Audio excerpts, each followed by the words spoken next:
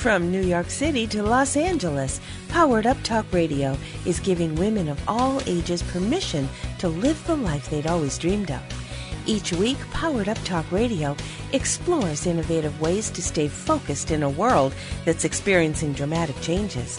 Find out who you are, discover your purpose, and challenge yourself to be all you can be, right here, right now. Here are your hosts, Sandra Beck and Linda Franklin. Hey ladies, this is Sandra Beck and I'm here with Linda Franklin, and we're going to be visiting today with Ellen Tad. Now, we've had Ellen on our show before and she's quite lovely. She's written a book called The Infinite View, a guidebook for life on Earth. And we're bringing her on because both Linda and I experience certain things along the way as we travel along this spiritual journey. Linda, when I was in the park this morning walking, trying to center myself, trying to ground myself, it was amazing to me that 3,000 miles away with a completely different kind of lifestyle, completely different everything, you could feel exactly the same way. And you wrote some passage for your new book that was really powerful and meaningful to me. And it was just amazing to me that you hit the nail on the head. Can you share a little bit about what we were talking about? And then we're going to bring Ellen in and add her to the conversation. Sure, absolutely. Well, I just, today especially, I woke up and for no particular reason, I felt depressed, I felt down, I felt tired, I felt no energy. And that happened to me a couple of months ago where I've had the exact same feeling. And it doesn't last too long, but while it's with me, it's very disconcerting. And it just makes me feel lousy. And you basically were feeling the same thing. So I just sat down at my computer and I just wrote how I was feeling and how it's like deja vu because it keeps happening every so often and I don't know why. I mean, nothing sparks it. It just comes. And when we had the conversation, you said, well, maybe something is going on in the universe that is making us feel that way, because this isn't the first time that we have sort of synchronized those feelings. And as you said, we're 3,000 miles away and we hadn't talked on the phone for 3 or 4 days. So it was nothing. It was just this heavy feeling. And I know that I have been doing a lot of dreaming lately before waking. And in my dream, I say to myself, gee, this is really important. I think this is something I have to remember. And then, of course, I wake up and then I don't remember a thing. It's like a wispy little cloud that just sort of disintegrates. And I don't even have time to write anything down because it's gone. But, I sat down and I wrote about how I'm feeling. And, it did help. And I guess it's going to keep on happening. I don't know why, but obviously there must be a reason for it because we're both having this experience and we're doing some pretty heavy-duty emotional work, spiritual work, working to higher consciousness, because that, for me, is my main goal right now. So maybe it just comes with the territory. I don't know. Well, that's when I say to you, I feel like my soul is tired and there's no obvious reason. Neither of us are sick. We're not suffering any financial problems. We're not suffering relationship problems. Kids doing well, dogs doing well. We really couldn't ask for more of a blessing in our lives. But then to wake up with this pervasive feeling of like hopelessness or desolation or emptiness was really a little bit unnerving for me. And then I cried like 3 times in 2 days for no particular reason. And so I'm excited to bring on Ellen Tad today because, she's written this book, The Infinite View, a guidebook for life on Earth. But more than that, she's somebody who has worked on developing these type of skills in people for many years. So I'm so excited to bring you to the show today, Ellen. Welcome, and please weigh in on, what Linda and I are going through. Thank you. Thank you for including me in this conversation. Well, many things. One, I tend to think of depression as discouragement because in the aura, when a person is feeling depressed, it's quite literal. The aura shrinks, and there's a depression. When we feel happy, the aura expands, and there's an expansion. So what causes the contraction or the depression of the aura is discouragement. Now, there's a lot of challenges that we face as individuals and also collectively. So, for example, we happen to live in a world where there's a lot of toxicity. There's pesticides, there's heavy metals, there's plastics and solvents. And I think often people don't realize that the environmental exposures to these toxicities, which we all have in daily life, affect us, affect how we feel, affect our nervous system. And so that's one factor. The other factor is that we are all interconnected. So even if an individual feels that their life is going well, there's a collective energetic experience, and we have challenges on our planet. There's challenges with the extinction of animals. There's challenges with a variety of environmental issues, and people are affected by these challenges on a daily basis. And so there's a lot of challenge, and I think it's so important, if you're spiritually oriented, to not ignore the human challenges that exist and are before us. So what I have focused on is remembering the spiritual perspective. And in my book, I have a number of tools that help people experience this perspective directly, because if you think about it, it doesn't do much for you. But if you experience it, then it does a lot for you. From a spiritual perspective, life on earth is our school. And we're here to learn how to actualize our best, even in the midst of adversity. And so it's very important to not ignore the adversity that's around us, because it's a time of challenge. And if you want, I can talk about some of these tools, but you may want to add something right now. No, I'd love for you to talk about that, because one of the things, Ellen, and I'm a big fan of your book. We everybody who's out there needs to buy this book. I haven't been paid to endorse it, but I'm a big fan of your book. And I'm using right now your deep listening with my coaching practice in my business. So I would love to have some tools with, with what Linda and I are experiencing. Great. Well, a number of years ago, I became interested in the chakra system, and chakra means wheel in Sanskrit, and there's 7 fundamental wheels of energy in our aura that go from the top of our head to the base of our spine, or from the base of our spine to the top of our head. And I didn't read books on the subject. I just watched people's chakras because I have a clairvoyance, and I was interested in human behavior. Why do people do what they do? And one of the important things I found is how people focus impacts how they perceive, and how they perceive impacts how they feel. And some people follow their gut, which is something that is a popular notion. Other people stay in their analytical mind. Some people follow their heart. Well, I'm a proponent of living life looking through your forehead. And it sounds silly, but I've taught, large numbers of people that when you focus out of the middle of your forehead, then you really see your own individual life and life around you in what I call a spiritual perspective. It's the center of wisdom, and wisdom is the ability to see the far-reaching impact. And so from this third eye view, even in the midst of challenge, the fundamental attitude is, okay, I accept what is because it is. Now, given what is, what am I to do? It's a very proactive stance.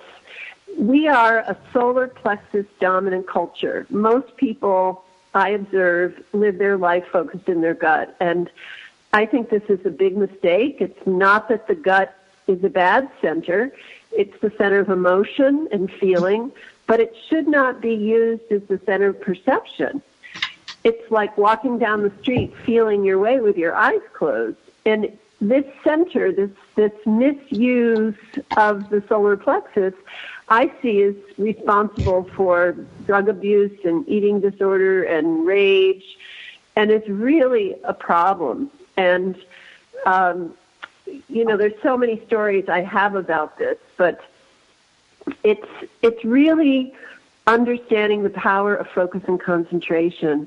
In sports, they call it the zone.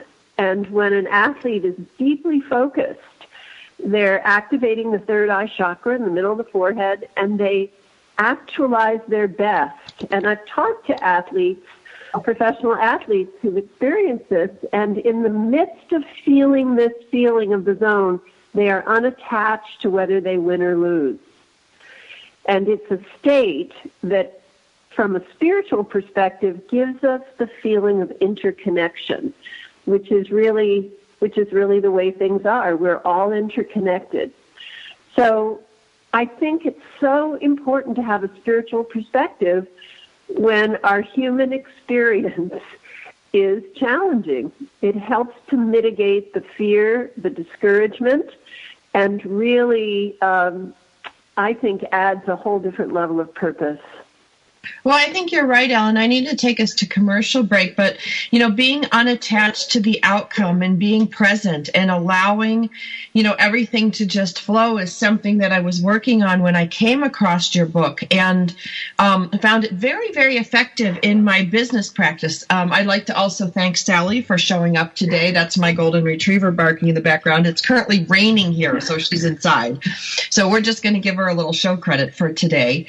We're visiting with Ellen Tad, who wrote The Infinite View, a guidebook for life on Earth. It's a very, very pretty book. I actually like to give it as a gift because it's that kind of book. It's got a pretty cover, and it's very, very well written. And we're going to talk more with Ellen after the break about some of these things that we can use to help us navigate our new normal. We'll be back after these messages. Stay with us. We've got lots more ahead. We'll be right back.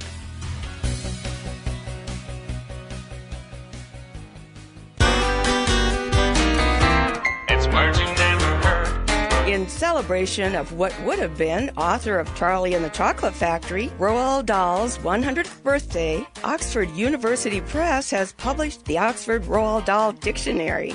The dictionary is both authoritative and a little bit mischievous, and includes everyday words plus those invented by Dahl for his books. One of my favorite words from the dictionary is zosimus. That is what the big friendly giant calls the stuff that dreams are made of, which he whisks with his magical egg beater. Roald Dahl loves the letter Z, which he uses in his mystical words, like fizz-whizzing, zip-fizzing, and zunk. By now, you might be feeling a bit biff-squiggled. That's another word for confused or puzzled. It's words you never heard. I'm Carolyn Davidson, and you can have fun challenging your words you never heard vocabulary with my free app, Too Funny for Words. It's the Fitness Minute with fitness expert Annette Hammond. Our bodies were created to function properly, and all we need is available to us to live a healthy, long life. We have been fearfully and wonderfully made and equipped with what we need to live life to the fullest. According to Medical News Today, the body ensures that a constant level of energy is available to all of its cells through a complex system that includes regulating how much food we eat, how much of the digestive food we absorb, how much of the digestive food we store away, and how much of our energy store we release for use. If this balance is upset, individuals can gain weight and even develop type 2 diabetes. But it really is simple to maintain optimal health. Exercise at least an hour a day, keep portion sizes small, and consume nutritious, low-calorie foods to live a healthy, long life. I'm Annette Hammond.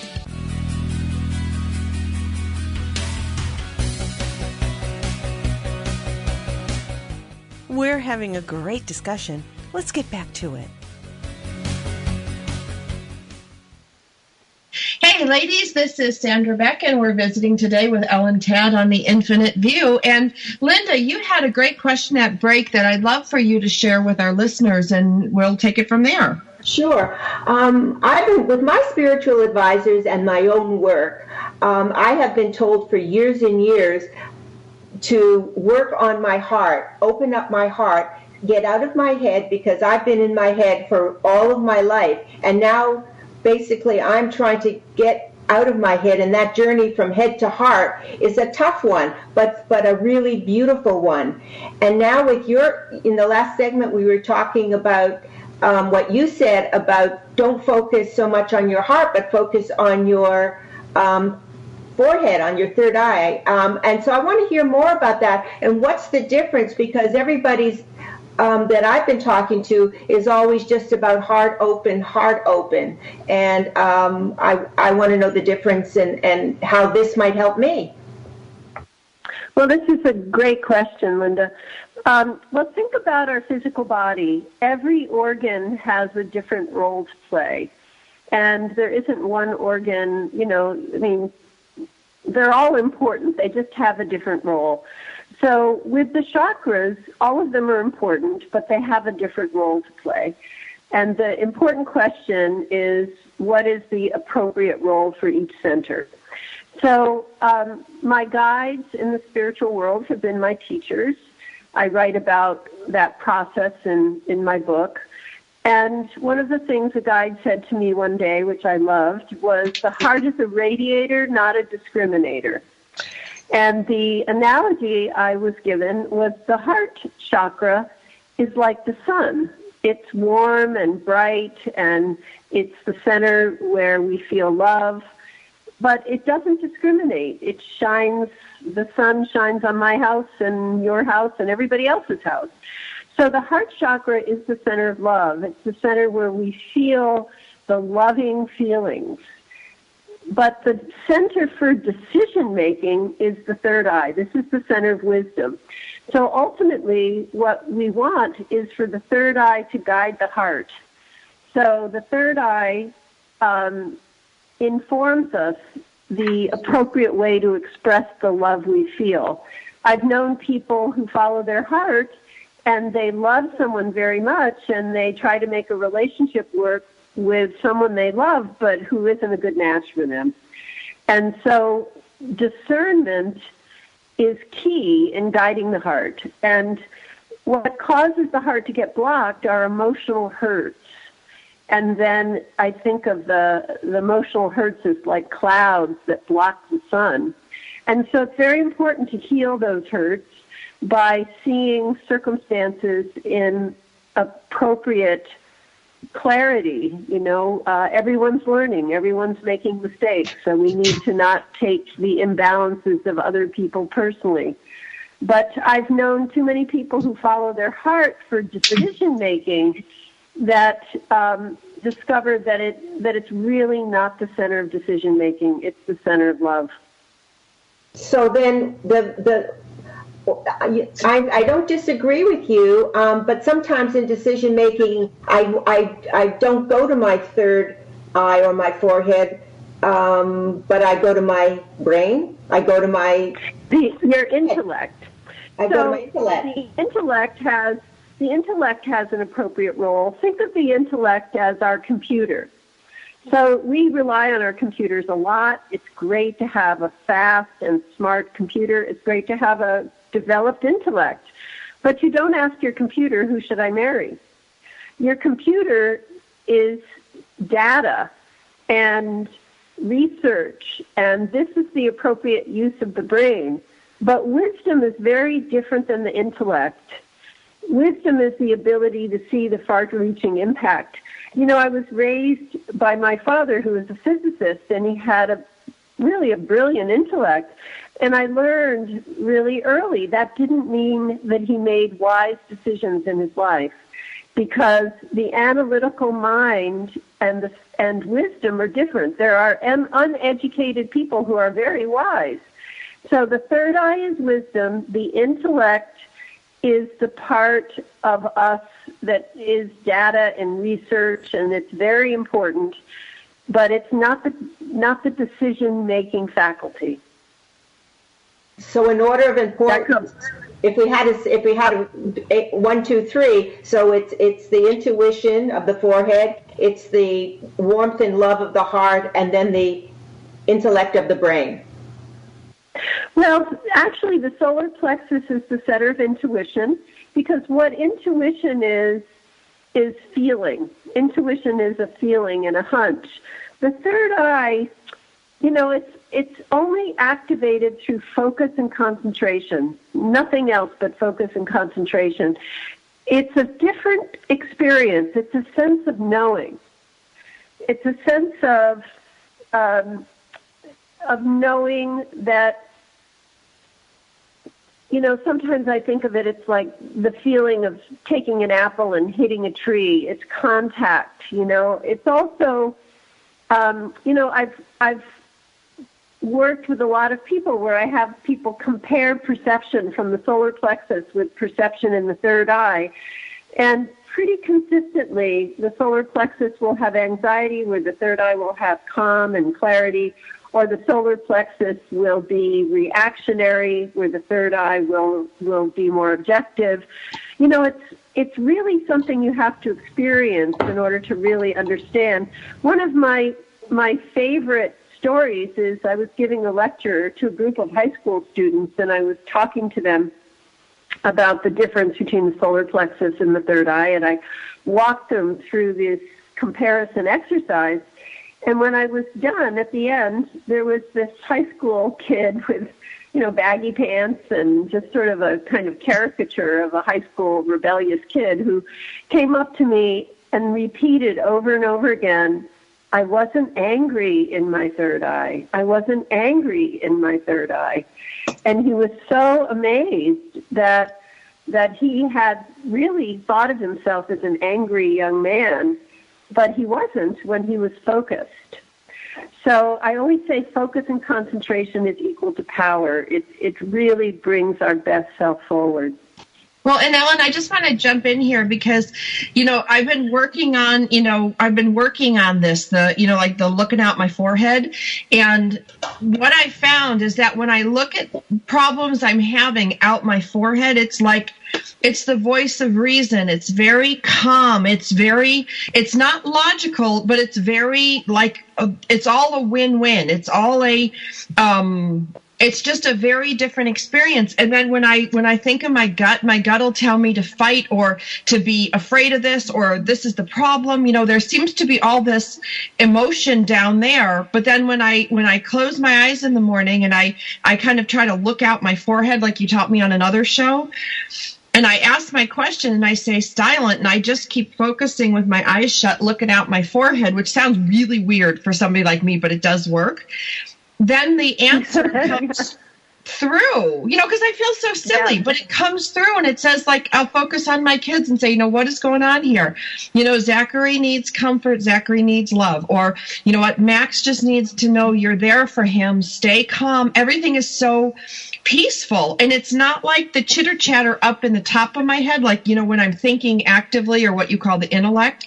And it's certainly not emotional driven kind of fight or flight that I feel if I focus on my what my gut tells me to do.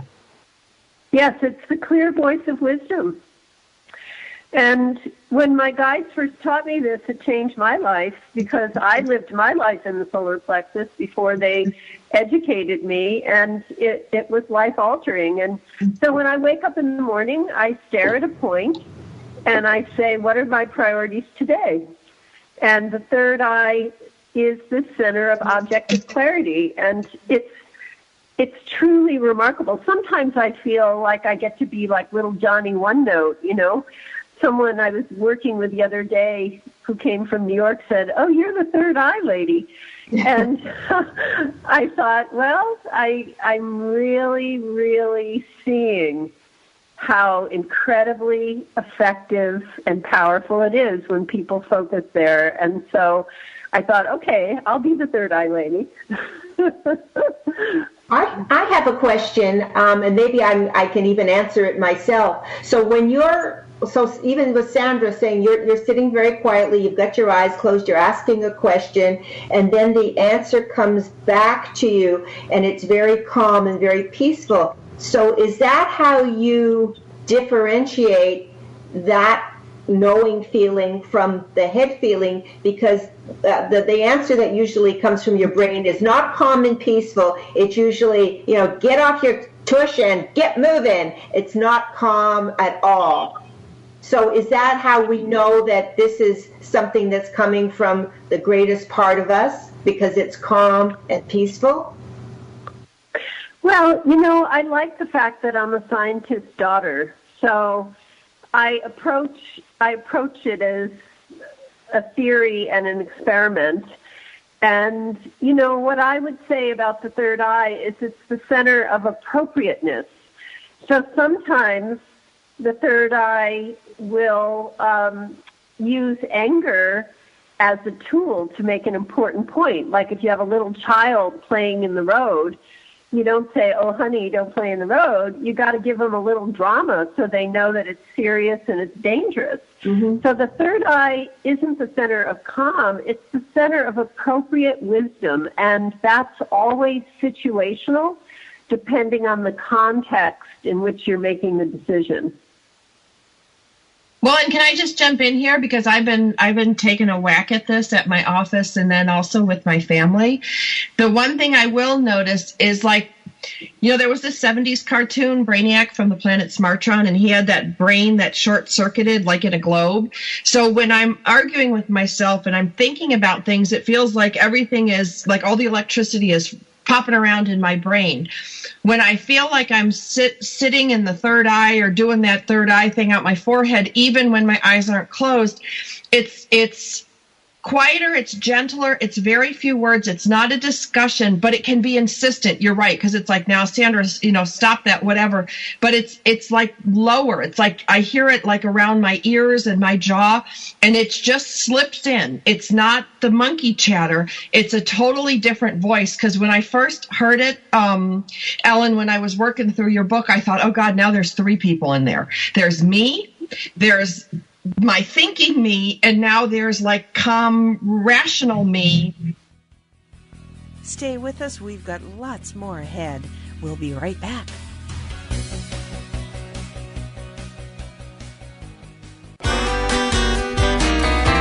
It's words you never heard. Did you know that many prospective college students work under the management of handlers? A tutor helps with SAT preparation, while a consultant concocts the perfect resume to present to colleges. They say the closest people ever come to perfection is on their resume. But college admission staffs aren't so bubbleable, that means gullible, when it comes to sorting out students' qualifications. What's another word for a person with enough education to go to college? A tancum.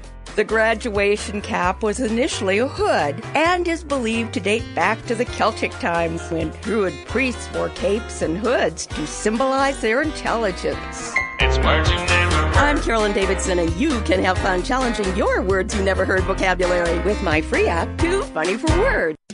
It's the Fitness Minute with fitness expert Annette Hammond. Yahoo Health describes exercise as physical activity that is planned, structured, and repetitive for the purpose of conditioning the body. The key words are planned, structured, and repetitive. You must have a plan. You have got to prepare a time to do it. It doesn't just happen.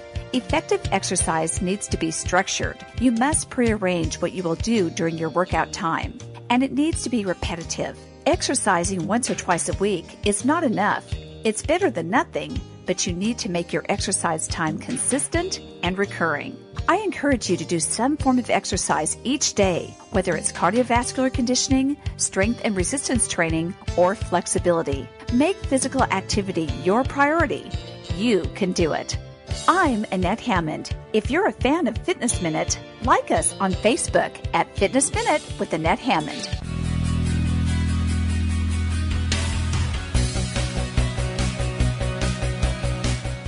We're having a great discussion. Let's get back to it.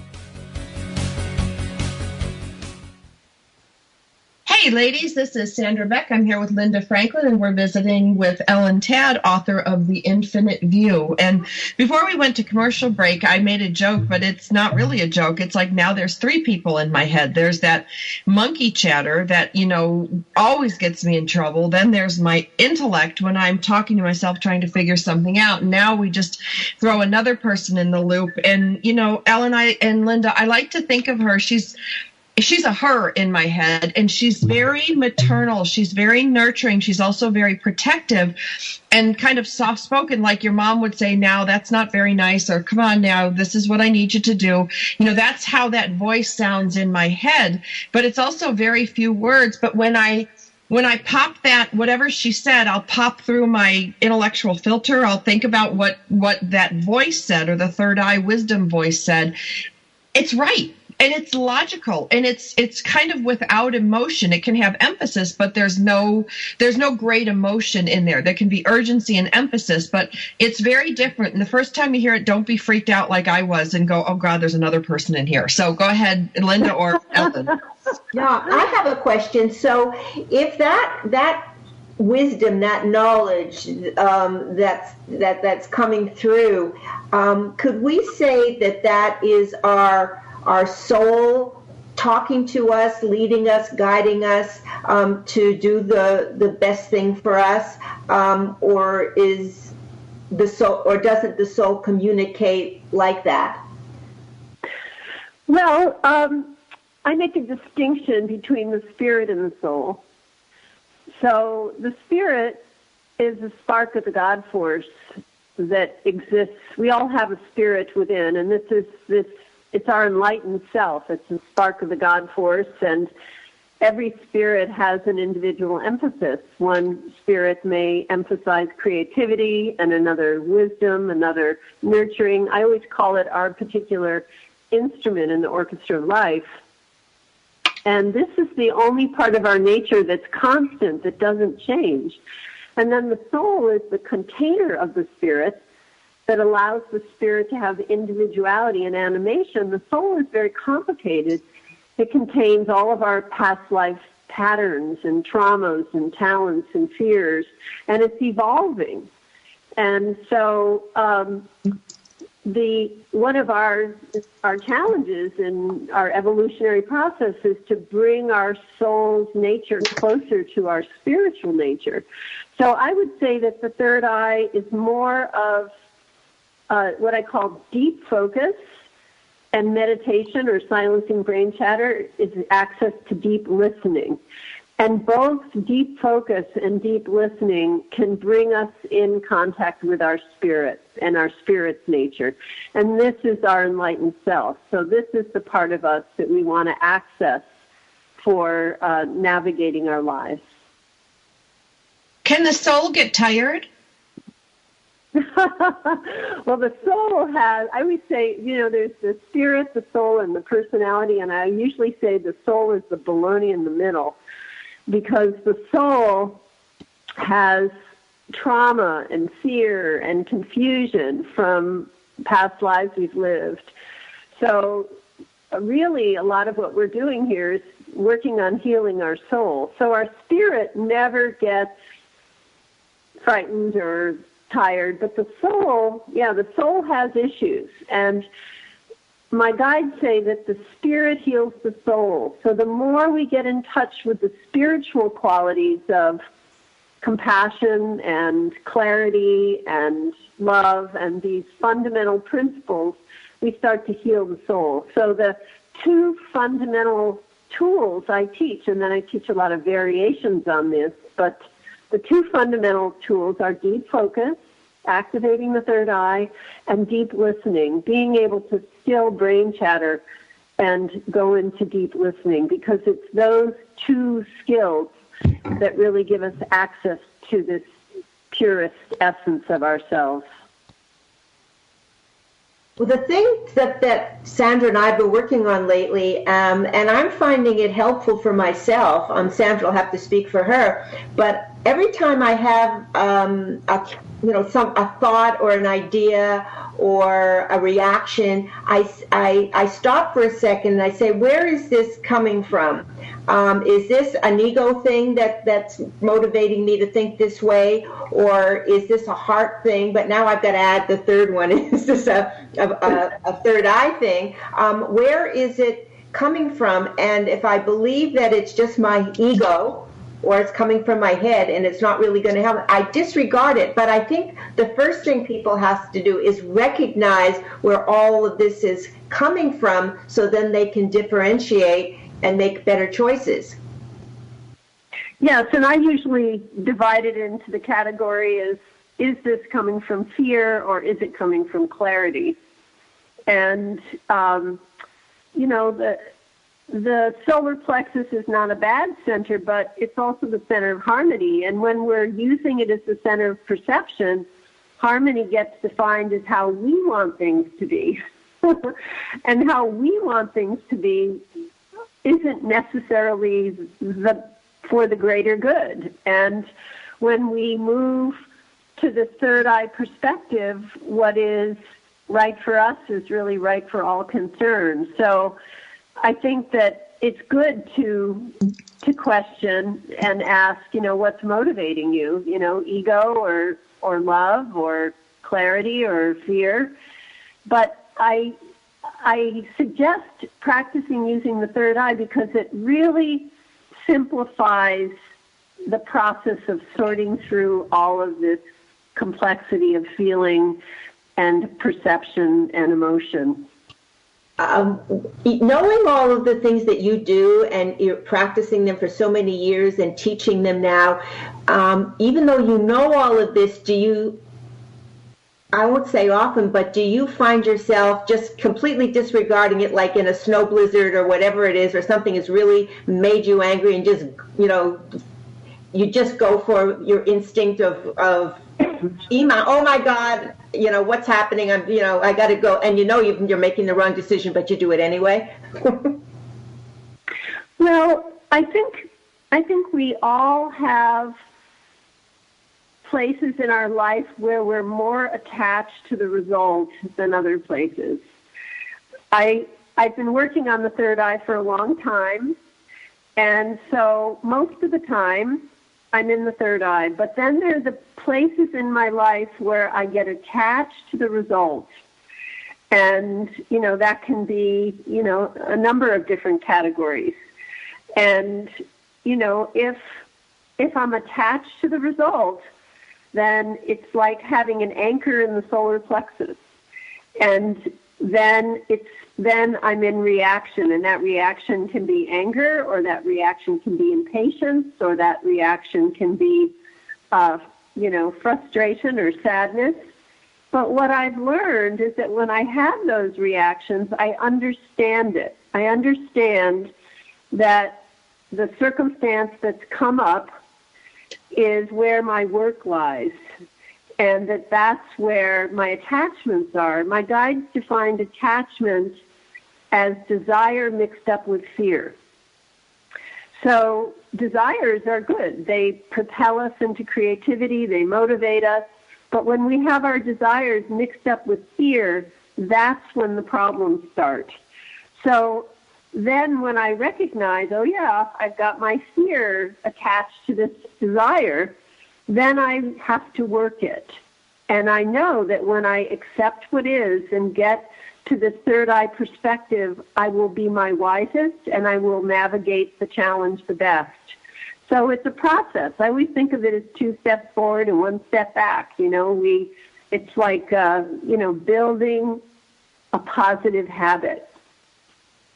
So the desire doesn't bring out the fear. It's the outcome of the desire that brings out the fear. Fear, from what I'm getting now, and even in myself, is it's not about right now. It's about tomorrow and the next day and the next day, because right in the moment, everything is okay. But when you start to project of what could be, what if, all of those things, that's when the fear crops up. Well, my guides have been my teachers, don't always agree with common spiritual ideas. It's real common for people to say, be in the moment. Well, my guides disagree with that. They say, you don't want to regret the past, but you want to look at the past because then you can learn from it. And you don't want to be afraid of the future, but you want to hold a vision for the future, and you want to set your sails for the future. So they say, this idea of being in the moment can be an avoidance. And, I've known people who are in the moment and then they don't manage their money well, and then they get older and they're not in good financial shape because they didn't plan for their future.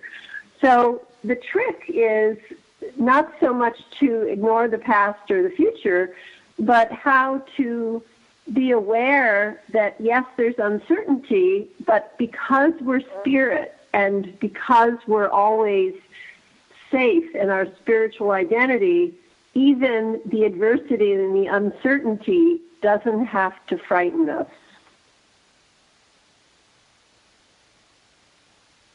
Okay, I hear you. I think after the break we can go into that, because right now I would say our world that's changing so fast every day that it's hard to keep up with it. The fear is, palpable out there of what's going to happen next. And you may not think it's affecting you, but on some sort of subliminal level, it really is. So I'd like to hear what your guides have to say about what's going on our planet right now. Yes, absolutely. It's definitely a challenging time. Well, and I think, we talked about some things, that we can do and some opportunities we have to kind of have a different and greater awareness. And if you liked what you heard today, and no endorsements have been paid to promote this book, but we're visiting today with Ellen Tadd, and her book is The Infinite View, a guidebook for life on Earth. And it's got some very, very helpful information in there, and it really simplifies what we're talking about, this deep focusing, this activating the third eye. There's a chapter in there about working with consciousness that I really like, and I'm currently really working on the asking and listening chapter, so I think you're going to really like it. It's The Infinite View. Ellen Tadd's last name has 2 Ds, ELLENTADD.com. The Infinite View, a guidebook for life on Earth. Now, when we come back from the break, we're going to talk a little bit more about what Ellen's guides are telling us about the state of our country, the state of our planet, the state of women. You're not going to want to miss this. We'll be back after the break.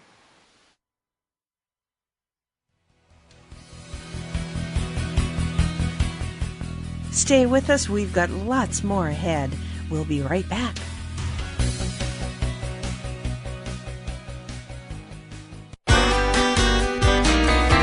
It's words you never heard. I managed to run out of coffee again this morning.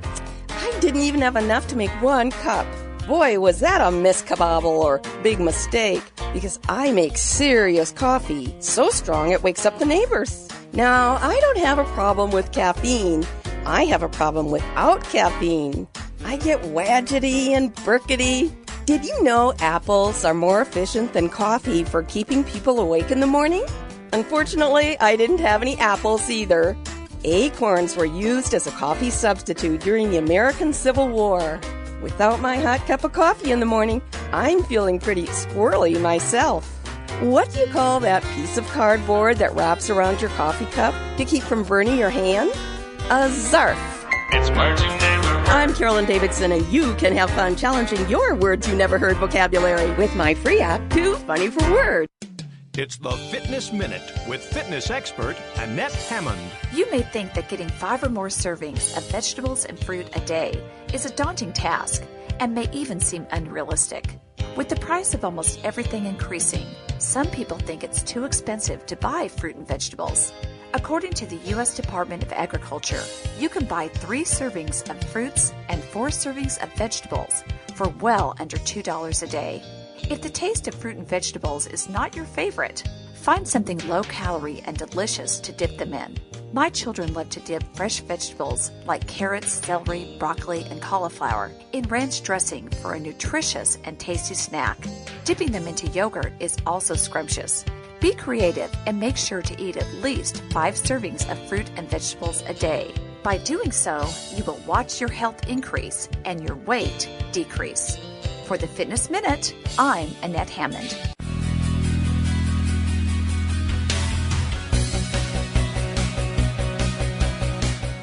We're having a great discussion Let's get back to it. Hey ladies, this is Sandra Beck, and I'm here with Linda Franklin, and we're visiting with author Ellen Tadd, The Infinite View, a guidebook for life on Earth. Boy, the day has flown by. We're already 3/4 the way through the show. So, Linda, you had some questions about, our current situation. Yeah, no, I'd be interested in to hear what Ellen's guides have to say about what's going on in this country right now, what's going on in the world, what's going on the planet, because things are changing so fast. Every morning you wake up and there's new craziness happening, and you may have put a shield around you so you don't absorb it, but a certain amount goes through. So I just would like to hear what Ellen's guides are telling her about what the hell is going on? Well, so I'm in my 60s now, and my spiritual awakening happened when I was 19. And so that was a long time ago in my life now. And then these magnificent teachers and beings started to appear to me and work with me clairaudently and clairvoyantly. And pretty early in the process, I was told, your world circumstance is going to worsen, and that things are going to get very difficult on the earth. And that part of what they were wanting me to learn for myself, as well as to help others, is to really understand that we're spirit temporarily on the earth, and the earth is our school. And that when we identify ourselves as human alone, then things look scary and are pretty tragic. But when we remember that we're spirit temporarily on the earth, then this is a time of challenge. It's been foretold in lots of different cultures. And I think that, in all honesty, when I was told this, I had my image of what that would mean. And in some ways, the reality of it is more difficult than the conceptions I had. I always thought I would live in nature. We had a beautiful piece of land and an organic garden, and I always thought that was my comfort. But then I got Lyme disease in my organic garden. And so the environmental problems and imbalances are affecting our nature as well as in cities. So there are many, many challenges here. And this is a manifestation of people's thoughts and words and actions. And so there's karma, which is cause and effect. And we're having a collective effect, which is really challenging. And I don't want to understate the challenges that we have. Matter of fact, what motivates me to do my work is because I see how much people are struggling and suffering, and the magnitude of fear, because, we don't have ultimate security in the physical world, and everything is temporary. So what I've been taught to cultivate is really the concept of a spiritual perspective. And I think the human condition without the spiritual perspective is really quite tragic. And the human condition with the spiritual perspective is an incredible, fascinating, evolutionary learning process. And so one of our big challenges, my guides say it this way, they say, rather than being negatively affected, learn to become a positive influence. And so when we meditate, when we strengthen the third eye, our aura gets bigger. And when our aura gets bigger, we're less absorbing of negativity and fear, so we can be a positive influence. Also, the process of recognizing that the spiritual realm has these magnificent beings and teachers and guides that are available to us, which help guide us. So it's really seeing that we're both spirit and human, and not avoiding the challenges that lie before us. You are a light being, and that's what we're all hoping to be. At least I am myself. So do you find now that the craziness is, exacerbated to the nth degree, that people are more attracted to you because they see the light in you and they feel they get comfort from that? Well, as I said, I've been doing this work a long time, and I think one of the interesting parts for me is it used to be, in the very beginning when I did this work, the people drawn to me were not mainstream. They were more alternatively oriented. Now, mainstream people, because people are searching. So, doctors and lawyers and politicians and, actors and people in all walks of life, and this, I think, is the beauty of our struggle, which is when things are difficult, people start searching and they start asking more substantive questions, which bring them to the spiritual level. And I think that's part of the purpose of what we're all going through. Well, and don't you think the third eye can also help you discern what's yours and what's not yours, and what's, is this something you really need to throw your hat in the ring with? Because there's so much today. There's protests, there's charities, there's, you can get really overwhelmed with, all the choices out there. And what I found is sitting quietly again and staring out my forehead and then going, is this mine? Is this something I should be doing? Is this something that I'm supposed to do? I find that it's pretty spot on. Good. Yes, so do I. I think it works. And I would rather do less well than do a lot and be scattered. And so the third eye really helps me prioritize. And the feeling of overwhelm is a solar plexus dominant feeling. When the solar plexus gets too big, that's the feeling of overwhelm. Each chakra should be in its proper proportion, and each chakra can be dominant or diminished, and either way it creates a set of problems. And so overwhelm is a dominant solar plexus, and it starts to shrink and come into its proper perspective when we focus out of the third eye. So I love that you've been practicing and that you've been getting results. Well, and, I'd like to encourage everybody because, the funny thing about this, Ellen, is you don't need all these props. You don't really need to do anything. It's not like it's violating any, anything. You just sit down and instead of feeling from your heart or thinking with your head or going with your gut, which we all accept as parts of the decision-making process, if you will, especially in corporate America, where, everybody's very comfortable with that. What is it to add, one little more check in there to go, okay, shut your eyes for a minute, block everything out, focus, pretend you're looking out through your eyebrows and give it a whack.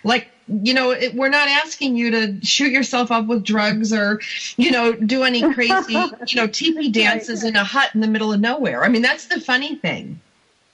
So the third eye is actually right in the middle of the forehead. So it's not between the brows. It's right smack in the middle of the forehead. So you look right out of the middle of your forehead.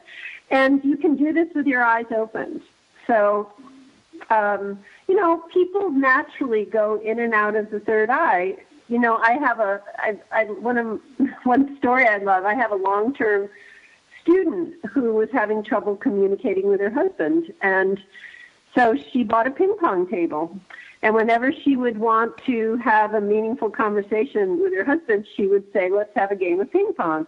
Because when you play ping pong, you have to get to your third eye. You have to focus on the ball. And so it's prop. And so he wouldn't be defensive when they were talking things over during ping pong. So, however a person gets to focus, it works. I love that. So I could use my magnetic dartboard in my office to get people to focus. Shut the door and, throw the magnetic darts on the back of the board. It's like when I talk to my boys, it's much better for me to talk to them when they're playing a video game than actually having that conversation face to face. Yes, because, and You know, when my son was young and playing his video games, and I thought, oh, I've got to stop it. My guide interrupted me and said, no, he's learning focus. So I let him play. Well, I think especially for some, and I know it's for me as an adult, but even for some kids, when you talk to somebody face to face, for some of us, that emotional intensity is really hard. And if it's a high emotion conversation, like if I were playing ping pong, I think I could produce better answers than I could if you sat and stared at me and wanted to talk. Well, I think that's probably true. But as you cultivate the third eye, you get better at it so that you can then be in the third eye face to face, or you can be in the third eye in an important meeting, or, you know, it's like building a muscle, and you start to notice when you're there and when you're not, and it gets easier over time. Yeah. Go, Linda. Yeah, I find that's a very interesting, because you always thought, you know, you want to look in somebody's eyes, you know, they're the entrance to the soul. But just making people comfortable and doing that is great. I just have one more quick question before we close.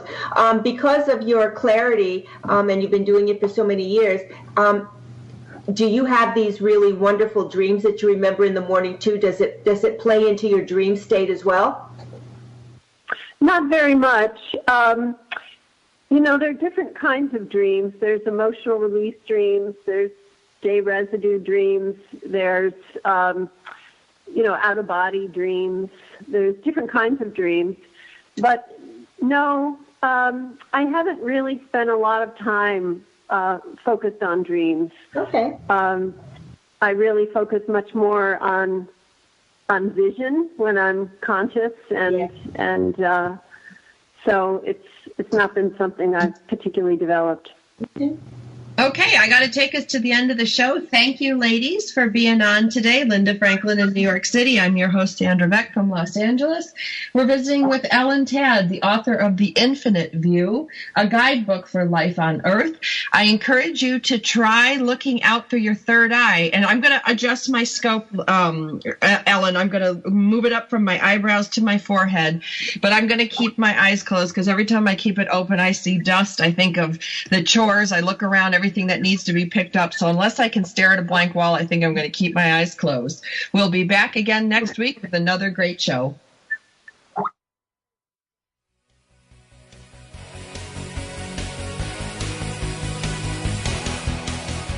Thank you for being with us on Powered Up Talk Radio. We hope you'll join us again. Find your purpose and discover that what you are capable of achieving is a glorious gift. Powered Up Talk Radio is a production of Beck Multimedia.